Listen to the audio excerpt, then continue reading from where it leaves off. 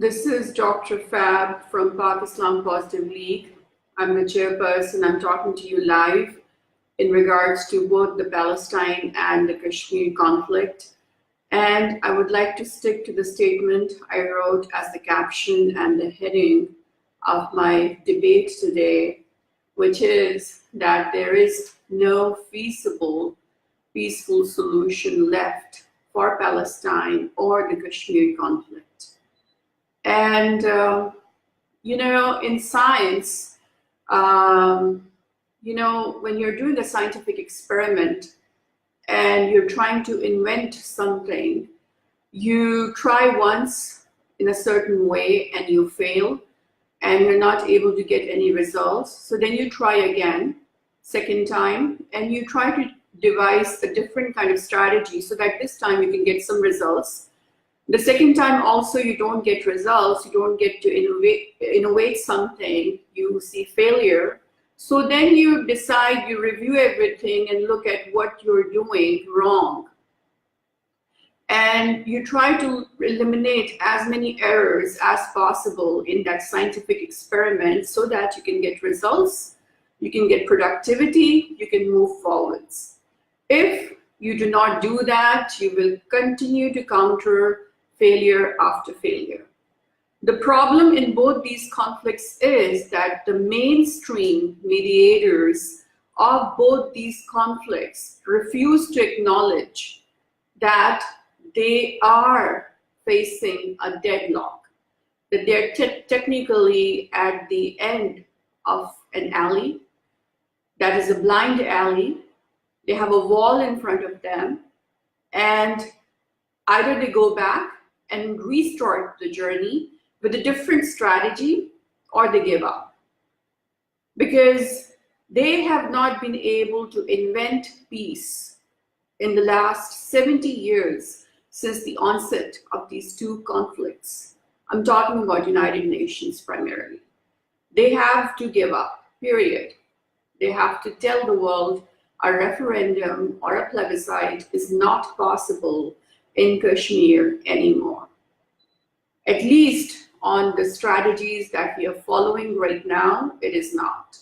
I do not see any change in the strategies being pursued by the United Nations on behalf of the Kashmiris to save them, to rescue them from a life of oppression.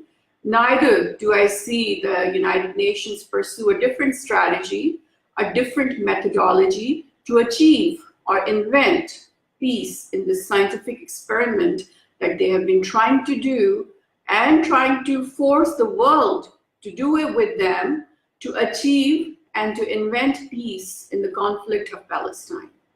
The end result is a huge carnage of dead bodies in the region of Kashmir, in the region of Palestine, in the region of Gaza, at the hands of the United Nations that have been using miserably pathetic, pitiful, failed strategies again and again, scamming the world, fooling the world into believing that they can successfully invent peace when the reality is that they are just using the words of referendum and the words of two-state solution as lollipops for one side to remain in the de-escalated mode, to remain in the mood for more peace mediation, while at the same time they are allowing the other side that is attacking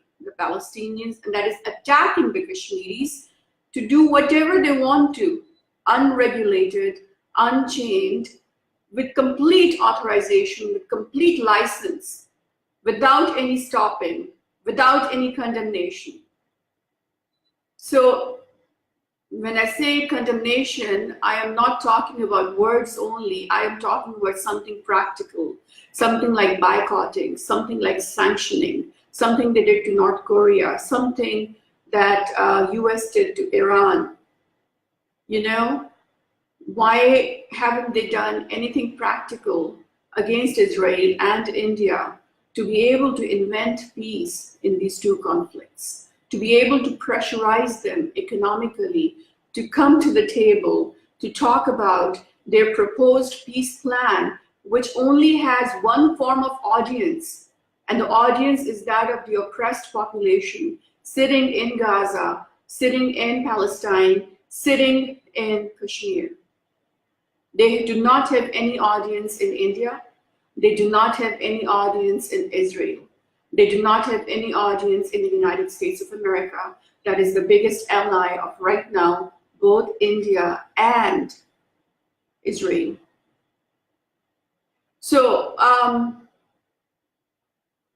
have a scientific background. I have done science in the Cardiovascular Research Center at Howard Medical School. And I actually worked with a Lebanese scientist, cardiologist, very smart guy.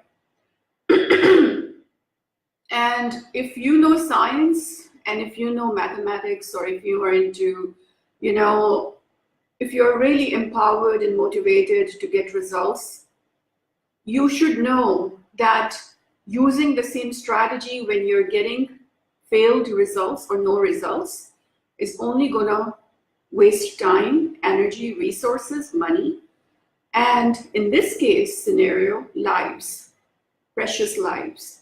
We are talking about people here over here. We're talking about human beings over here. We're talking about people in Gaza. We're talking about people in Kashmir. We're talking about children. We're talking about civilians, humans that bleed like you and me if they're hurt. I'm going to go over some figures with you. Someone shared this with me. On the first anniversary of the Great Return March, I'm talking about Palestine. Here are the statistics you need to know. Israel killed 266 Palestinian demonstrators. Now, the point to remember over here is that these were peaceful, absolutely peaceful protesters. They were unarmed. They did not have machine guns. They did not have tanks. They were not flying combat airplanes. These were just plain civilians standing, shouting slogans of freedom for Gaza, freedom for Palestine, that Israel decided to shower its bullets on, unprovocatively, killing 266 people who did not deserve to die. These include 50 children, 50 children, 50 children, 6 females, 2 journalists, 3 medics. Even if there is a little bit of freedom of expression, violation in any of the Arab countries or any of the Muslim nations, United Nations and all the leading humanitarian agencies, they start slamming right away. They get very upset. But over here we have Israel killing journalists that are wearing a vest that says press on them, but there's no uproar. Nobody's saying anything about it. Even the journalists who are under the sponsorship of the Zionist houses, Rupert Murdoch, blah, blah, etc., even they refuse to condemn these atrocities being committed against their own journalist lobbies, just because they're working for the sponsorship houses. So Israel did that in the last year since the Great Return March started. And then Israel injured more than 30,000 Palestinian demonstrators, maimed them, literally amputated them, literally disabled them. This includes more than 3,000 children, 3,175 children. Can you believe it? Israel is throwing bullets on children. More than 3,000 children have been just injured in the last 1 year. And 1,008 women, non-combat women, non-uniformed women, Women dressed up like you and me. Women were simple. Women who are not interested in fighting a war. We're just here to talk about peace, who want peace for their children. Israel injured them. Israeli bullets caused the amputation of 136 demonstrators' limbs. 136 Palestinians lost their limbs due to the aggression of Israel. And this happened only in the last year. And you are still telling me that Israel is interested in a two-state solution? You still want Palestinians and the Arab world or the Muslim world to remain in the de-escalated mode because you think that you can convince Israel to believe in a two-state solution and the pre-1967 borders, when Israel just did this to peaceful protesters in the last year. Even on the anniversary of this march yesterday, they killed children. They killed 3 children less than 20 years of age who were not armed again, who did not carry any guns, who did not carry any weapons of mass destruction, whose only crime was to protest peacefully. So tell me why I should believe in you when you tell me that you're going to be able to achieve peace, invent this elusive peace using the same strategy that you've been using for the last 70 years.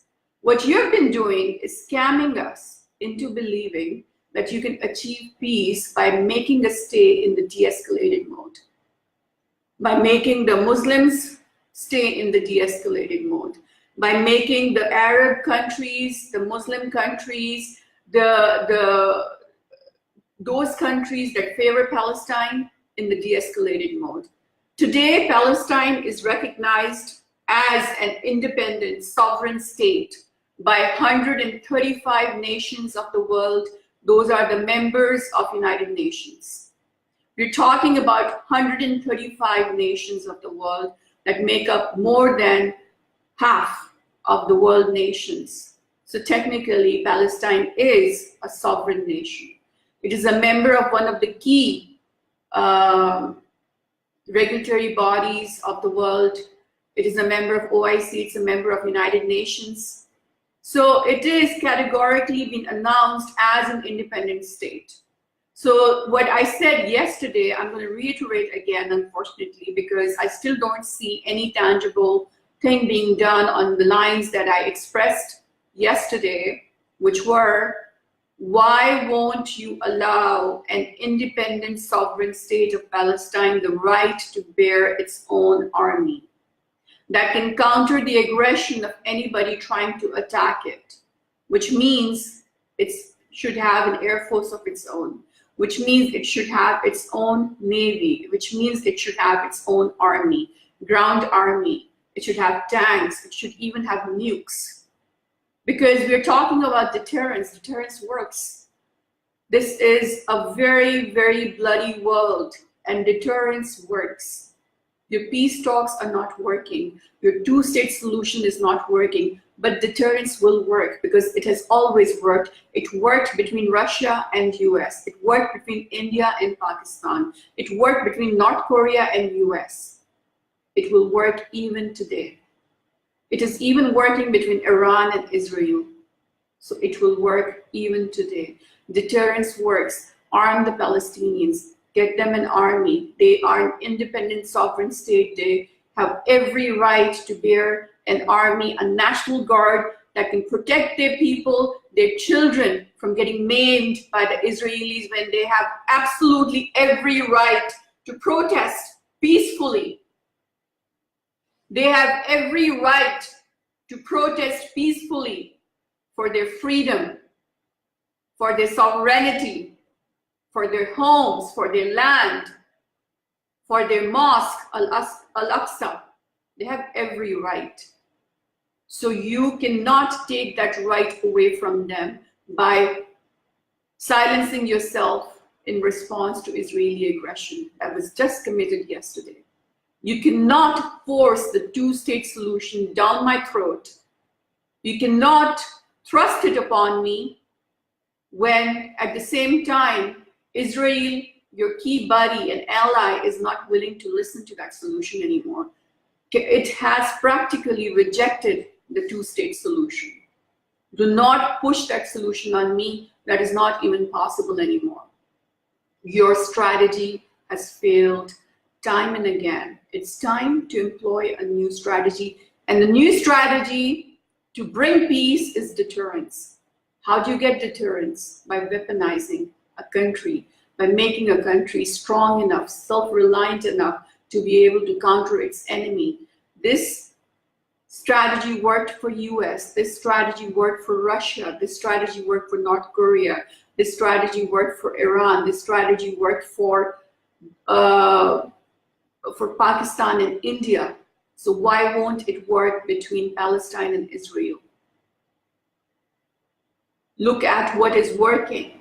Don't look at what is not working. When I say that weaponize and arm Palestinians, it does not mean that I expect them to go to war and I expect them to make the area bloodier than it already is. But I want them to have enough arms and an invincible army that can deter aggression of their enemy.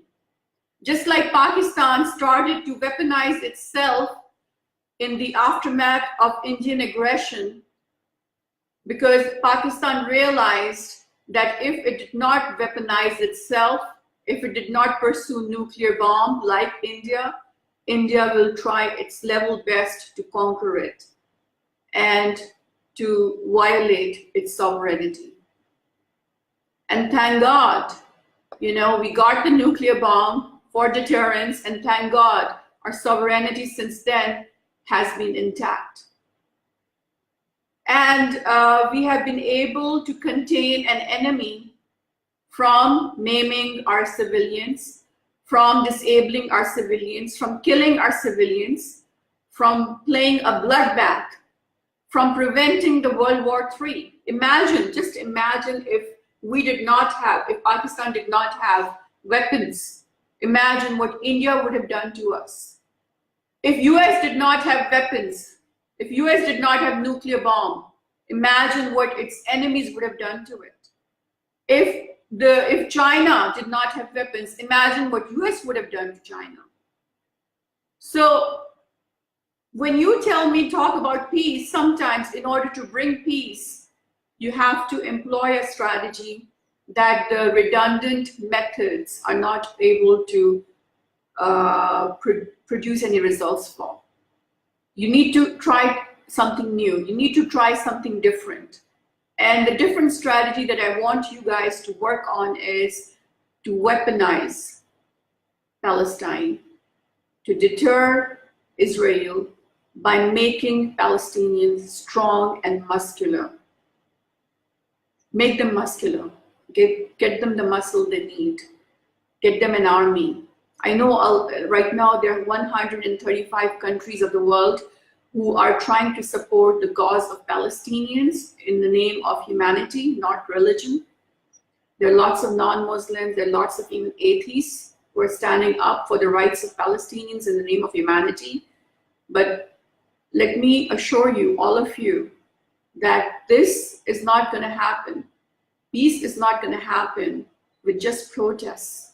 Peace is not going to happen with what you're doing right now, with political activism. It is not going to happen because Israel is not willing to listen to you. Israel is continuously wanting to build its third temple in place of Al-Aqsa and to create its kingdom of Jews on the same lines as 4,000 to 5,000 years ago. And it is not willing to listen to any of you. This is religious dogma. This is religious fanaticism. You cannot calm it down without war. If you do not want war, then you have to have Palestine have an equal opportunity, an equal chance to be able to deter its enemy. You cannot have Palestinians fight with stones in response to bullets, in response to tactical nukes, in response to airstrikes, in response to missiles sent by Israel. You cannot do that anymore because you're technically facilitating the genocide being played by Israel against Palestinians. The same theory goes for the Kashmiris. Absolutely, this is a twin cause that is happening right now in the heart of the Himalayas, at one of the highest points of the world, where literally one of the highest battles have been fought. I don't know if you remember the Kargil battle, but that was fought between India and Pakistan entered the disputed territory of Kashmir that was held by India, but then it decided to retreat and de-escalate on the promise of Bill Clinton that he will try to mediate the so-called referendum and the plebiscite for the freedom of the Kashmiris. But that promise never materialized because it was a lollipop. So this was a classic example of what I was going to tell you, what I've been telling you, that all of us have been told to de-escalate and sit in this mode, inactive, unable to respond to aggression, because you keep on promising us these fake lollipops that never materialize. And at the same time, you fail to execute any punitive action against the oppressors, aggressors. You can't even boycott these people. It was only during the Obama time that a war criminal like Modi was invited to the US Congress to give a speech about peace. So this is how hypocritical you are. So why do you think we should trust you anymore? Why shouldn't we do what is the best for our people? Why shouldn't we do what we need to do to save Palestinians from any more aggression, to save Kashmiris from any more aggression? Why should we listen to the US Congress anymore? Why should we listen to the United Nations anymore? Why should we listen to the Commonwealth countries anymore? You have lost your trust, you have lost your credibility, because your solutions have only favored the discriminate genocide of Palestinians in the Middle East and Kashmiris in Southeast Asia. Your inability to produce a tangible, result-oriented response to the ongoing aggression against Kashmiris and against Palestinians is what is making us wonder if your solutions are even gonna do anything. Scientifically, if you look at the data, if you compile the data from the last 70 years, your scientific experiments in inventing peace, both in Palestine and in Kashmir, have failed. The referendum is not happening. The plebiscite, it's not happening in Kashmir. The two-state solution, not happening. I'm surprised that the Arab League, even today, demanded for the two-state solution and asked for the pre-1967 borders, in spite of the fact that Israel has categorically rejected this solution. And this is something that the Arab world is only demanding. The reality is this, that Israel is on a do or die campaign, and its plans are complete obliteration of Palestine, complete obliteration of the entire population, complete removal of every Palestinian from the territory. And it's planning to demolish Al-Aqsa as I speak. Most likely before the elections, they're going to try to do that. So self-defense is very much the right of Kashmiris. Self-defense is very much the right of Palestinians. And you have failed to produce any results from your two-state solution idea and your referendum and plebiscite idea. They have failed. They're not going to happen. We're not dealing with a simple territorial war over here. We're dealing with religious dogma. We're dealing with religious dogma of a Zionist state in Jerusalem on the Middle Eastern side, and then we're dealing with the religious fanaticism of the Akhand Bharat Hindutva campaign on the side of Kashmir. So when we're dealing with religious dogma as you dealt with in the Second World War against the Nazis, against Hitler, how come you did not apply the idea of referendum or the two-state solution in that scenario in World War II? How come what you are proposing to us for the last 70 years again and again and again, you did not use during the World War II yourself?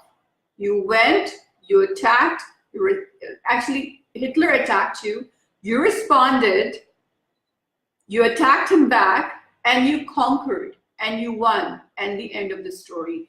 So why won't you allow us to escalate our response to what India is doing, to what Israel is doing against our people?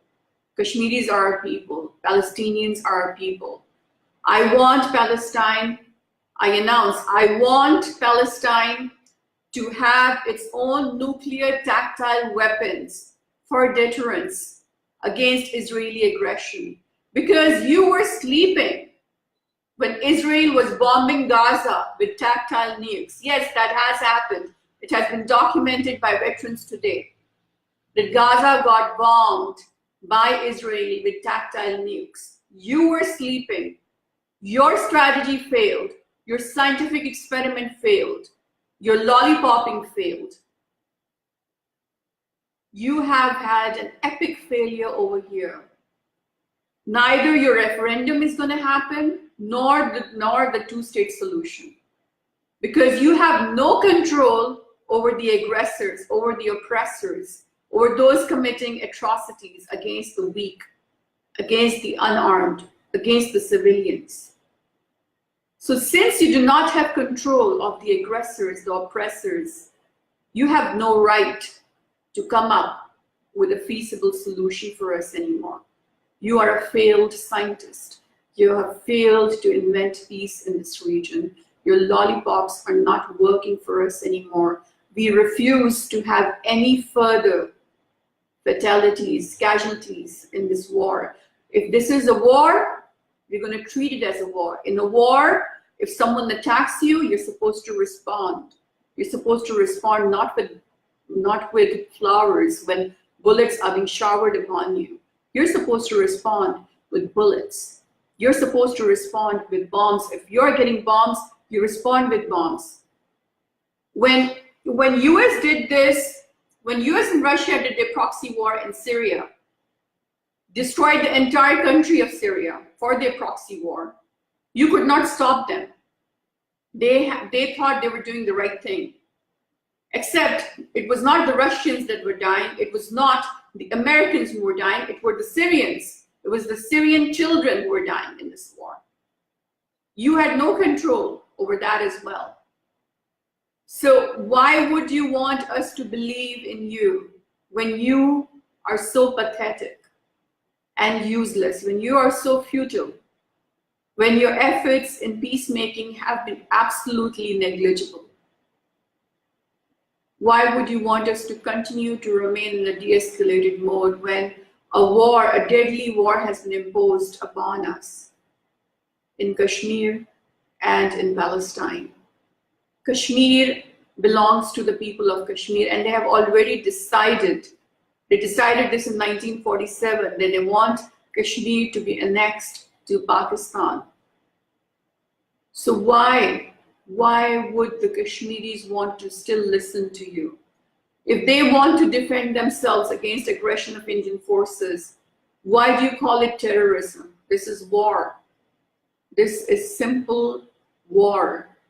Why is their response terrorism for you when you never called the response of United States and the allies of UK in the World War II as terrorism. In a war, a response is never terrorism. In a war, a response to aggression is called war. Why would you call that terrorism? Whose side are you on? Tell me, whose side are you on? You're not on the side of the oppressed. You're not on the side of the unarmed. You're not on the side of the weak. You're on the side of the aggressor. You're on the side of the oppressor. You're on the side of those who are perpetrating genocide right before your eyes. If you call the oppressed as terrorists just because they choose to defend themselves against aggression, they've been looking up to you to defend them, but you have failed to defend them. So if they pick up weapons now, it is your fault, because you were not able to save their children from the aggression of India or Israel. So they had to pick up weapons to save their children from the aggression of Indian forces and Israeli forces. So do not even dare to call them terrorists. They are not terrorists. This is a war. They are taking it as a war. They have every right to defend themselves. They need an army, and they do not need an army in the de-escalated mode.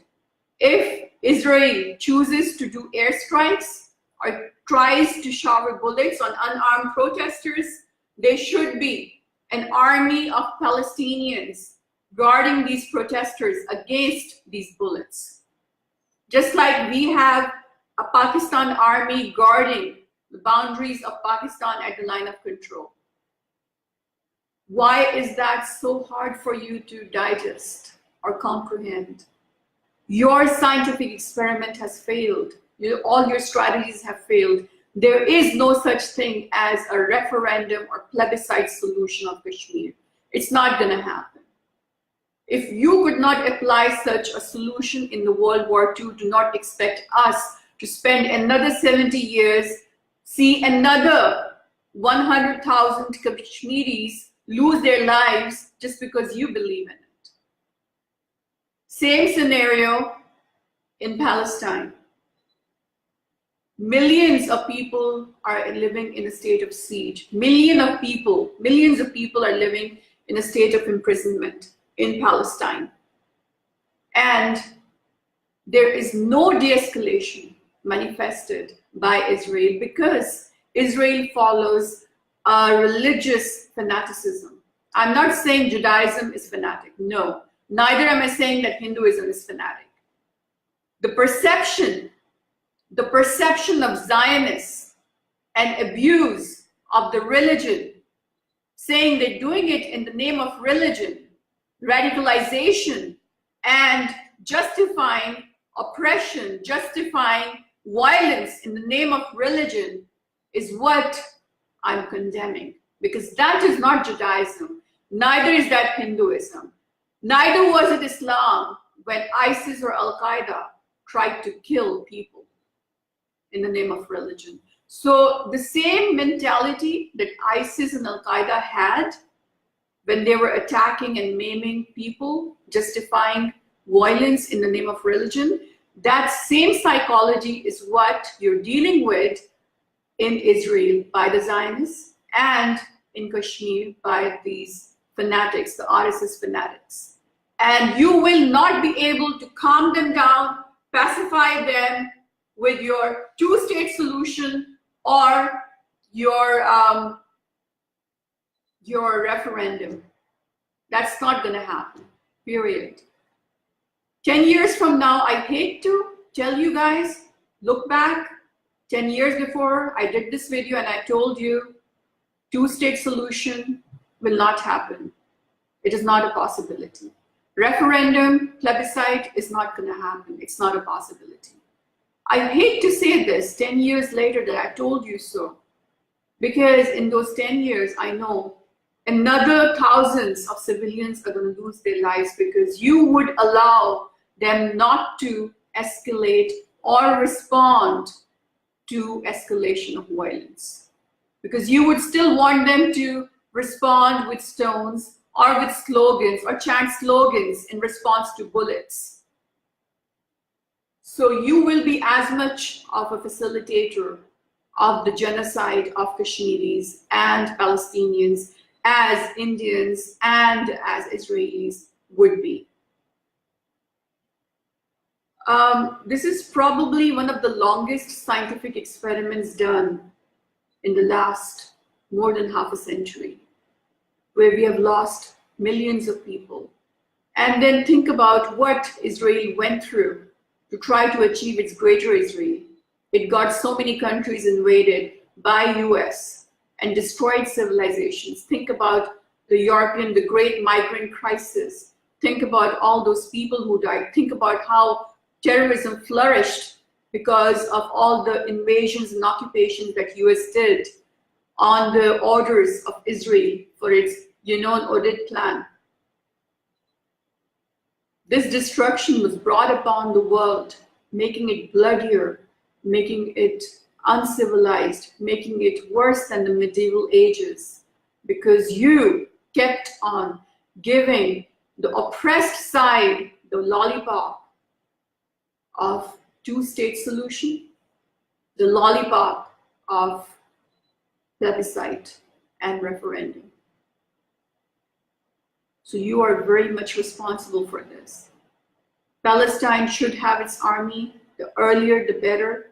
It should be militarized. It should be weaponized, even with nuclear weapons, so that it could deter its aggressor.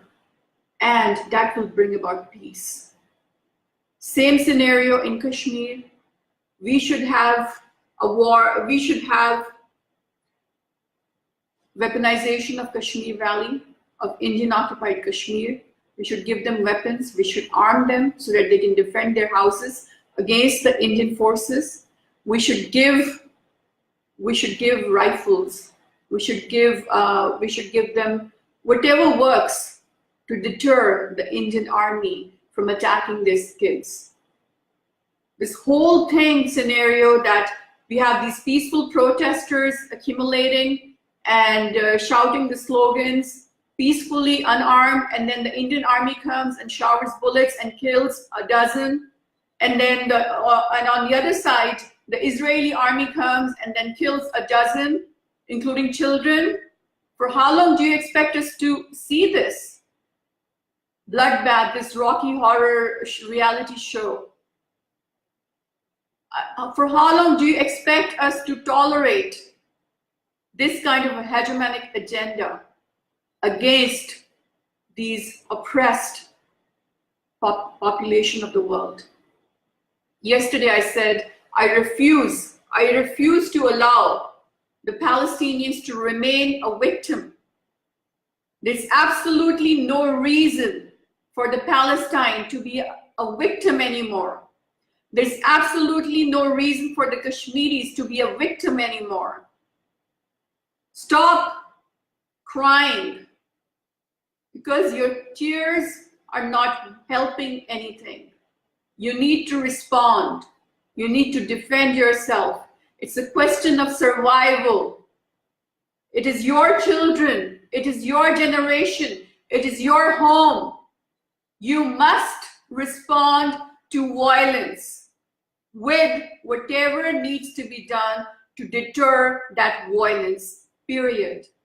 Stop looking at these lollipops. They are not going to work. I hate to tell you this even 10 years from now, but the lollipops are not going to work. The referendum is not happening. The plebiscite is not happening. The two-state solution, not even feasible. That's all I have to say. Thank you very much.